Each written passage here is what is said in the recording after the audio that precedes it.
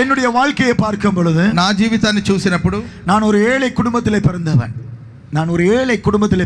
నేను ఒక పేద కుటుంబంలో పుట్టిన వాడిని. కష్టపడ్డదాగియ కుటుంబం నాంగల్. చాలా శ్రమలో ఉన్న కుటుంబం మా కుటుంబం. எனக்கு 10 వయసు இருக்கும் பொழுது, నాకు ఒక 10 సంవత్సరాల వయసు ఉన్నప్పుడు, நான் தான் என்னோட குடும்பத்திலே கடைசி ஆள். నేను నా ఇంట్లో ఆఖరి వాడిని. நாங்கள் மொத்தம் 6 பிள்ளைகள், 6 பிள்ளைகள். 6 సంతానం. మేము 3 பேர் திருமணமாகி போய் விட்டார்கள். ముగ్గురికి వివాహమై వెళ్ళిపోయారు. நாங்கள் 3 பிள்ளைகள். మేము 3 పిల్లలు మిగిలాము. அப்பொழுது எனக்கு 10 వయసు இருக்கும் பொழுது, పాస్టర్ గారికి అప్పుడు 10 సంవత్సరాల వయసు. என்னுடைய அப்பா மரித்து விட்டார். వాళ్ళ నాన్నగారు మరణించారు.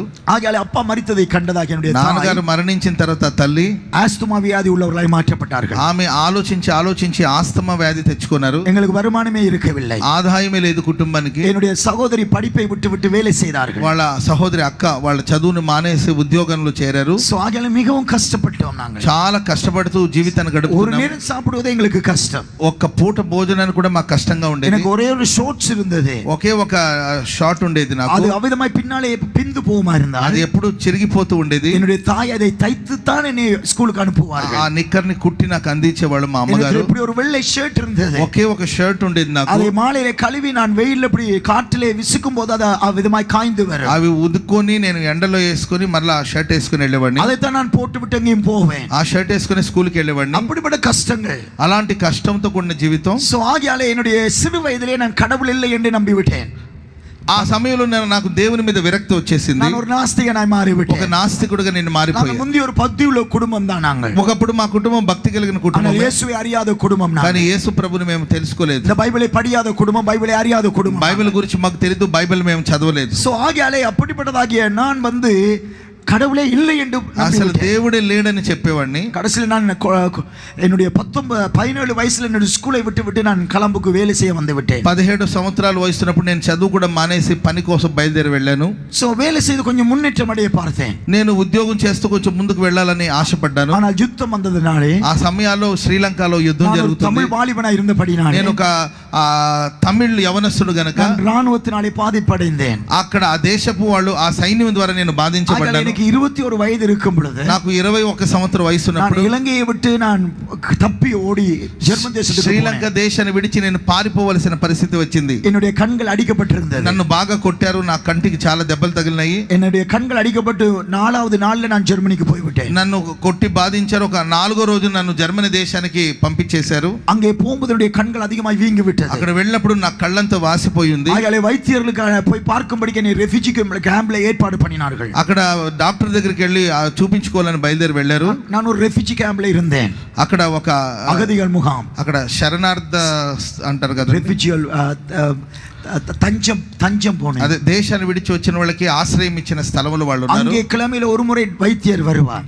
అక్కడ డాక్టర్ చూడడానికి కోసం వచ్చారు. என்னை போய் வைத்தியரை பார்க்க சொன்னார்கள். వైద్యుల్ని చూడమని చెప్పన్నారు. நான் அங்க போய் கதவை தட்டாமல் கதவை திறந்து உள்ளே போய் விட்டேன். అక్కడికి వెళ్ళి డాక్టర్ ఉన్న గది డోర్ ఓపెన్ చేసుకుని లోపలికి వెళ్ళాను. కదவை తట్టిட்டு పోవడం எனக்கு தெரியும். మామూలుగా డోర్ లాక్ చేసి తలుపు కొట్టి లోపలికి వెళ్ళాలి. ஆனால் எனக்கு தெரியாதபடினாலே நான் కదவை திறந்து உள்ளே తెలియదు కనుక డోర్ ఓపెన్ చేసుకుని సడన్ గా లోపలికి వెళ్ళాను. அது டாக்டருக்கு கோபத்தை கொண்டு வந்தது. డాక్టర్ గారికి కోపం వచ్చింది. அவர் என்னை பார்த்து சொன்னார், நாயை போல உள்ளே வராதே, வெளியே போய் விடுன்னு சொல்லி. కుక్కలాగా లోపలికి వచ్చేవేంటి, బయటికి వెళ్ళమని గదివేశారు నన్ను. அது என்னை பாதித்து விட்டது.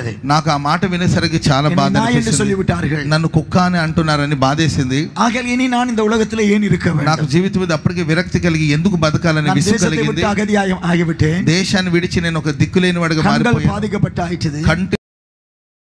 కంటి సమస్యతో ఉన్నాను. సో ఆగలి ఇవర్களை பெண்ணை நாய் என்று சொல்லி விட்டார்கள். వీళ్ళేమో నన్ను కుక్కను చూసినట్టు చూస్తున్నారు. ఆగలి நான் வாழ வேண்டிய அவசியம் இல்லை, కాబట్టి నాకు బ్రతకాలనే ఆశ లేదని என்று நினைக்கும் போது எனக்கு డిప్రెస్డ్ ఆగిவிட்டேன். అనుకుంటున్నప్పుడు డిప్రెషన్ లోకి వెళ్ళిపోయారు. నేను భయంకరంగా అழத் தொடங்கினேன். ఏడవడం ప్రారంభించారు. కடைசியாக நான் என்னை தற்கொலை பண்ணுவதற்காக முயற்சி చేశాను. చివరికి నేను ఆత్మహత్య చేసుకొని చనిపోవాలనుకున్నాను. జర్మనీకి పోయి 3வது నాளிலே, జర్మనీకి వెళ్ళి 3వ రోజు అది, நான் ஒரு பாலத்துல ஏறி నేను ఒక అరణ్య ప్రదేశంలోకి వెళ్ళి நான் అవిధமாகவே அந்த வாகனங்கள் வேகமாய் ஓடுகிறதாகிய அந்த பாலத்திலிருந்து ரோடிலே குதித்து ఒక వంతెన మీదకి వెళ్ళి అక్కడ నుండి దూకి ఆత్మహత్య చేసుకొని చనిపోవాలనుకున్నాను. அப்பொழுது ஒரு காடை கடந்து போக வேண்டியிருந்தது. నేను ఒక అడవి గుండా దాటి వెళ్తా ఉన్నాను. அங்கே ஒரு நபர் காணப்பட்டார். అక్కడ ఒక ఆయన నాకు కనిపించారు. அவரை முன்னையும் பார்க்கவில்லை, பின்னையும் பார்க்கவில்லை. ఆయన ఇంతకు ముందు లేదు కూడా. அவர் என்னை பார்த்து, ఆయన నన్ను చూసి அவர் சொன்னார், உன்னுடைய பாஸ் இலங்கை என்று கேட்டார். మీరు శ్రీలంక దేశానికి చెందిన వాళ్ళని అడిగారు. நான் ஓம்னு சொன்னேன். ఎస్ అని చెప్పాను. చెప్పాను. అవునన్నారు. உனக்கு நான் ஒரு புத்தகம் தருகிறேன், உன்னுடைய மொழியிலே நீ வாசிக்க விரும்புகிறாயான்னு கேட்டார். మీ భాషలో ఉండే ఒక గ్రంథం ఉంది, అది నీకు ఇస్తాను, చదువుతావా అన్నారు. எனக்கு தெரியாது அது బైబిల్ న్యూ టెస్టమెంట్ எனக்கு தெரியாது. అది బైబిల్ అనే సంగతి పాస్టర్ గారికి తెలియలేదు. நான் வாங்க மாட்டேன் என்றார். ఒకవేళ తెలుసుంటే బైబిల్ అని తెలుసుంటే తీసుకునేవారు కాదంట. அது புத்தகம் அப்படினாலே வாங்கி விட்டேன். ఏదో ఒక పుస్తకం అని చెప్పి తీసుకున్నాను. அதை வாங்கி நான் அதை என்னதென்று பார்க்கவில்லை. ఆ పుస్తకం ఏంటో చూసుకోలేదు. ஆனால் தமிழ் எழுத்தா இருந்தபடினாலே அதை வாங்கி விட்டேன். కానీ అది తమిళ్లో రాయబడిన గ్రంథం అని మాత్రం తెలుసు. அதை வாங்கின உடனே ఆ గ్రంథాన్ని నా చేత పట్టుకున్నాను. நான் தற்கொலை பண்ண போகிறேன்றது எனக்கு மறந்து விட்டாய். ఆత్మహత్య చేసుకోవడానికి బయలుదేరామన్న సంగతి నేను మర్చిపోయాను. நான் மறுபடியுமாக என்னுடைய రూముకు வந்து விட்டேன். మరలా మా గుడారంలోనికి నేను వచ్చాను. அந்த புத்தகத்தை திறந்தால் அது బైబిల్ என்றதை కండుకొన్నాను. అక్కడికి వచ్చి నేను గ్రంథం తెరిచి చూస్తే తెలిసింది అది బైబిల్ అని. அதை கோபத்திலே வீசி விட்டேன். కోపంతో నేను ఆ గ్రంథాన్ని విసిరేసాను. இரவு 9 மணி ஆகிறது. రాత్రి 9 గంటల సమయం. என்னுடைய கண்கள் மறுபடியும் வலிக்க தொடங்கிட்டது. కంటిలో విపరీతమైన బాధ. மறுபடியும் தற்கொலை எண்ணம் வந்துட்டது. మరలా ఆత్మహత్య చేసుకోవాలని ఆలోచన వస్తుంది. நான் தூங்குவதற்காக అప్పుడు నిద్రపోవడం కోసం அந்த పుస్తకத்தை எடுத்து విరిచాను. వెంటనే ఆ గ్రంథం తెరిచి చూశాను. அதிலே யோவான் 14వ అధ్యాయం 1వ వచనం. యోహాను సువార్త 14వ అధ్యాయం 1వ వచనం కనిపించింది. உன்னுடைய இருதயம் கலங்காதிருப்பதாக నీ హృదయమందు మీరు కలవరపడవద్దు, నా యందు విశ్వాసం ఉంచండి. அந்த வசனத்தை கேட்ட உடனே ఆ మాట నేను చదివిన వెనువెంటనే எனக்குள்ளே అழுகை வந்து விட்டாயிற்று. அழுகை మాట చదువుతుండగా నాకు బాగా ఏడుపు వచ్చేసింది. அந்த நேரத்திலே ஒரு கடவுள் நீர் இருப்பீராயிருந்தால், கடவுள் ஒருவர் இருப்பீராயிருந்தால், దేవుడు ఉన్నాడు, என்னுடைய வாழ்க்கையிலே சமாதானம் வேண்டும். దేవుడు నా జీవితంలో ఒక సమాధానాన్ని ప్రసాదించాడు. நான் சாக விரும்பவில்லை, నేను చావకూడదు, நான் வாழ విரும்புகிறேன் என்று నేను బ్రతకాలని అని చెప్పి அப்படியே அழுது ఏడ్చి நான் ஜெபிக்கும்போது, ప్రార్థన చేస్తున్నప్పుడు, கடவுளே எனக்கு ఉదவி செய்யும்னு சொல்லும்போது, దేవా నాకు సహాయం చేయమని అడిగినప్పుడు కూడా எனக்கு தெரியாது. యేసు అనే సంగతి కూడా నాకు తెలియదు. கடவுளே என்று சொல்லும்போது దేవుడా అని పిలిచాడు. ஒரு வெளிச்சமாக, ఒక గొప్ప వెలుగుగా, అగ్ని జ్వాలై, అగ్ని జ్వాలగా అறையிலே వந்தது. ఆ గదిలోనికి ప్రభు వచ్చాడు. வாழ்க்கை మాற்றப்பட்டது. ఆ అగ్ని జ్వాల నా జీవితాన్ని మార్చేసింది. அன்றையில இருந்து ఆ రోజు మొదలుకొని இன்று வரைக்கும், ఈ రోజు వరకు இந்த బైబిల్ என்னுடைய நெஞ்சில் அணைத்தவனாக, ఆ దేవుని వాక్యాన్ని నా గుండెకి ఆనించుకొని இந்த బైబిలాலே நான் நடத்தப்பட்டு கொண்டிருக்கிறேன். వాక్యము ద్వారా నేను இந்த నడిపించబడుతున్నాను. బైబిల్ என்னை கைவிடுமா? బైబిల్ నన్ను నడిపిస్తుంది. இதில் எழுதப்பட்ட இயேசுவை கைவிடுவாரா? యేసయ్య నన్ను చేయి విడిచిపెట్టాడు. ஆவியானவர் கைவிடுவாரா? పరిశుద్ధాత్ముడు నన్ను విడిచిపెట్టాడు. இன்றைக்கும் நான் எதிர்பார்க்கிறேன், இன்றைக்கும் எதிர்பார்க்கிறேன். ఈ రోజు కూడా నేను ఎదురు చూడలేదు. அவர் என்னை கைவிடவே இல்லை. దేవుడు నా చెయ్యి ఏమాత్రం விடவே இல்லை. ఆయనను విడిచిపెట్టలేదు. என்னுடைய வாழ்க்கையை ஆசீర్వాதமாய் மாற்றி నా జీవితాన్ని ఆశీర్వాదకరంగా మార్చాడు. హల్లెలూయా சொல்லுங்க பார்க்கலாம். హల్లెలూయా சொல்லுங்க பார்க்கலாம். హల్లెలూయా చెప్పండి. ஆமென், ఆమేన్. என்னுடைய குடும்பத்திலே, నా కుటుంబంలో என்னுடைய ஆண் சகோதரர்கள் எல்லாருமே இள வயதிலேயே மரித்து போறார்கள். నా సహోదరులందరూ కూడా యవన కాలంలోనే చనిపోయారు. என்னுடைய தகப்பன் 10 வயசுல மரித்து போனார்.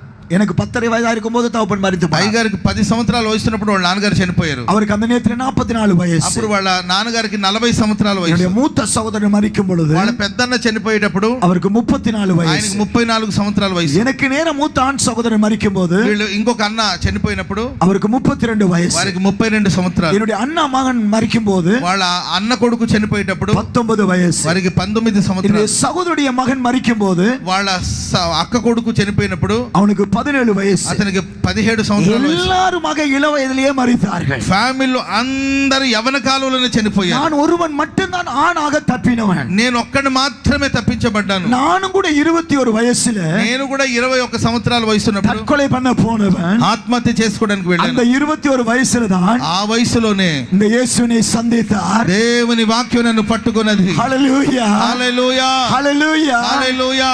సో இயேசுவை சந்தித்ததுக்கு பிறகு యేసయ్య నన్ను దర్శించిన తర్వాత நானும் இள வயதில மரித்து விடுவேனோன்னு யோசித்தேன். నేను కూడా ఒకవేళ మరణిస్తానేమో అనే భయం నన్ను వెంటాడుతుండేది. அப்பொழுது ஒரு நாள் இயேசு எனக்கு சொன்னார், ఒకరోజు ప్రభు నాతో మాట్లాడాడు. நீ பெற்றிருக்கிற அக்கினி ஜுவாலை, నీవు పొందిన అభిషేకము உன்னை సకల శాప వల్లமைகளில் இருந்து సమస్త విధమైన శాప శక్తుల నుండి விடுதலையாக்கி నిన్ను విడిపించి உன்னுடைய வாழ்க்கையை, నీ జీవితాన్ని நீடித்த வாழ்க்கையாய் மாற்று.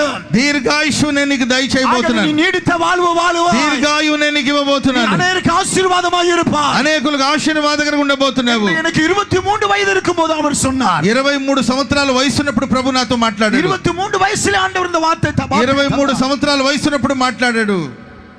நான் ஆண்டவரை கேட்டேன், ஆண்டவரே ప్రభువా 50 வயசே பார்த்தாலே எனக்கு ஒரு பெரிய சந்தோஷம். 50 ఏళ్ల వరకు నేను బతికితే చాలని కోరుకున్నాను. நான் சகலருக்கும் இதை குறித்து சாட்சியா சொல்லுவேன். నేను ఈ రోజు సాక్షిగా చెప్పబోతున్నాను. இன்னைக்கு எனக்கு వయసు ఎత్తని என்று சொன்னால் ఇప్పుడు నా వయసు ఎంత అంటే 63 వయதுடையவனாய் 63 సంవత్సరాల వయసు ఎప్పుడు. హల్లెలూయా சொல்லுங்க பார்க்கலாம். హల్లెలూయా. హల్లెలూయా சொல்லுங்க பார்க்கலாம். చెప్పండి. 63 వయதுடையவனாய் கர்த்தர் நடத்துகிறார். அதே பலத்தோடு நடத்துகிறார். నన్ను నూతనమైన బలంతో ప్రభు నింపుతున్నాడు. கர்த்தர் வர தாமதமாக இருந்தால், దేవుని రాకడ ఆలస్యం అయితే 80 వయసు வரும்பொழுது, నేను 87 సంవత్సరాల వయసులో కూడా 85 వయసు வரும்பொழுது 85 సంవత్సరాలు వచ్చిన హోసన్నా మినిస్ట్రీలో இந்த இடத்துல வந்து தேவ செய்தியை கொடுத்து ఇక్కడికి వచ్చి దేవుని మాటలు చెప్తాను. హల్లెలూయా హల్లెలూయా హల్లెలూయా హల్లెలూయా. ఆవియానவர் நமக்குள்ளே இருப்பாராயிருந்தால், దేవుడు మనలో ఉన్నప్పుడు, అభిషేకం అగ్ని జ్వాల நமக்குள்ளே இருக்குமாயிருந்தால், అభిషేకం మనలో ఉన్నప్పుడు, நம்மை சுற்றிலும் எந்த பாதாளத்தின் வல்லமை நம்மளோட போராட வந்தாலும், మన చుట్టూ ఏ అంధకార శక్తులు క్రియ చేస్తున్నా అவைகள் நம்மளை மேற்கொள்ளவே முடியாது. అవి మనల్ని ఏ మాత్రం ఏలుబడి చేయనే చేయవు. வல்லமைகளை நாங்களே மேற்கொள்ளுகிறவர்களாய் இருக்கிறோம். ஹல்லேலூயா హల్లెలూయా. நீங்களே பாதாளத்தின் வல்லமையை மேற்கொள்ளுகிறவர்கள், பாதாளத்தின் வல்லமையை மேற்கொள்ளுவீர்கள். పాతాళ లోక ద్వారములు కూడా సంఘం ఎదుట నిలబడదు. హల్లెలూయా హల్లెలూయా. நமக்குள்ள இருக்கிற அக்கினி ஜுவாலை, మనలో ఉన్న అగ్ని జ్వాల. அது மட்டும் இல்லாமல் நான் ஒரு ஏழை குடும்பத்திலே பிறந்தவன். నేను ఒక పేద కుటుంబంలో పుట్టాను. ஆனா இயேசுவை ఏற்றுకొண்டதுக்கு பிறகு, యేసయ్యని నమ్ముకున్న తర్వాత ஜெர்மன் தேசத்திலே ఆశీర్వదించబట్టి, జర్మన్ దేశంలో దేవుడు నన్ను బహుగా ఆశీర్వదించాడు. நல்ல பொருளாதாரத்திலே ఆశీర్వదించబట్టి, సర్వ సమృద్ధిని దేవుడు నాకు ఇచ్చాడు. எனக்கு நல்ல மனைவியை கர்த்தர் கொடுத்தார். మంచి భార్యని ఇచ్చారు. 2 நல்ல కులంబెகளை కర్తర్ ఇద్దరు கொடுத்தார். కుమార్తెలను దేవుడు దయచేశాడు. அவர்கள்லாம் இப்போது வளர்ந்து நல்ல ஊழியம் செய்கிறார்கள். ఇప్పుడు నా కుమార్తెలు కూడా దేవుని సేవ చేస్తున్నారు. என்னுடைய இரண்டாவது மகள் இப்போது 28 வயசு. ఇప్పుడు నా రెండో కుమార్తెకి 28 సంవత్సరాల వయసు. அதிகமாய் படித்தவள், మంచిగా చదువుకున్నది. அரசாங்கத்திலே இருக்கிறதாగి அதிபதியோடு கூட கவுன்சிலராய் வேலை செய்தவள். ఆ గవర్నమెంట్ లో అధిపతులతో కూర్చొని కౌన్సిలర్ గా వర్క్ చేసే పనిని దేవుడు ప్రసాదించారు. 22 వయసు వரும் பொழுது, 22 సంవత్సరాల వయసు ఉన్నప్పుడు వేலைகள் எல்லாத்தையும் விட்டுவிட்டு తన పనులన్నిటిని కూడా మిషనరీగా సేవ చేయాలని, தான் பிறக்காத ஒரு ஊராகிய ஸ்ரீலங்காவுல போய் வாலிபரோட ஊழியம் செய்கிறார். ఆమె జర్మన్ లో పుట్టినప్పటికీ ఆమె శ్రీలంక దేశానికి బయలుదేరి వెళ్ళింది. హల్లెలూయా హల్లెలూయా హల్లెలూయా హల్లెలూయా. ஒரு தகப்பனுக்கு வேற என்ன சந்தோஷம்? ఒక తండ్రికి ఇంతకన్నా గొప్ప సంతోషం ఏముంది? పిల్లలు కర్తரை సేవిపాர்களாயிருந்தால், పిల్లలు దేవుని సేవించగలిగితే அதுவே பெரிய ஐஸ்வர்யம். అదే గొప్ప ఐశ్వర్యము. హల్లెలూయా హల్లెలూయా.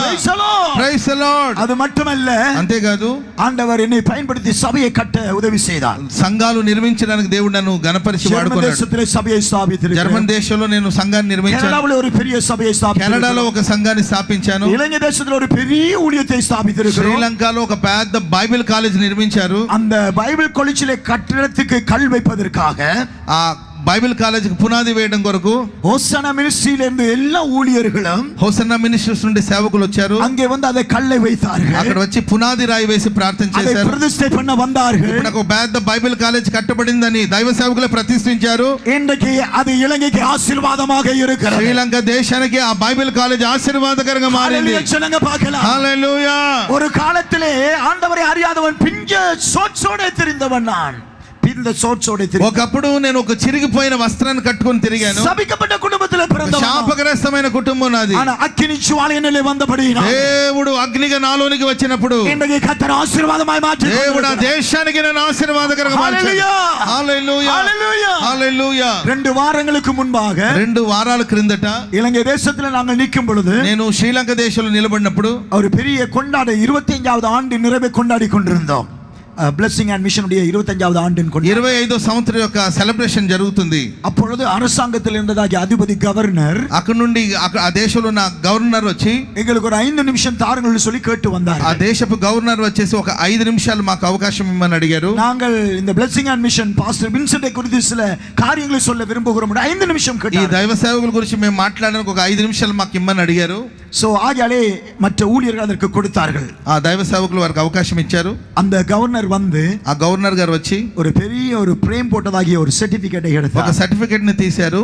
அந்த సర్టిఫికెట్ என்னவா இருந்தால், ఆ సర్టిఫికెట్ ఏంటంటే, இந்த ஊழியத்திலே இன்றைக்கு இந்த ஊழியம் பாஸ்டர் வின்சென்ட், ఈ సేవ చేస్తున్న విన్సెంట్ గారు, இந்த தேசத்திலே சிங்களம் தமிழ் மக்களுக்கு இடையில் இந்த பிரிவினையை, ఈ దేశంలో ఉన్న భేదాభిప్రాయాలన్నిటిని அதை இல்லாமலாக்கி వాటన్నిటిని తొలగించి சிங்கள மக்கள் தமிழ் மக்களை ஒன்றாக மாற்றியிருக்கிறார். శ్రీలంక వాళ్ళు తమిళ ప్రజలందరూ కూడా ఐక్యత కలిగి ఉండేటట్లు ஆகையாலே நாங்கள் அவரை கனம் பண்ணி కనుకనే అలా చేశారు కనుక వీరిని మేము గణపరచబోతున్నాం. మేన్மையானவர் என்று சொல்லி என்னை கனப்படுத்தினார். దేశంలోనే వీళ్ళకి ఒక ఘనమైన స్థానాన్ని ఇస్తున్నామని వాళ్ళని గణపరచారు.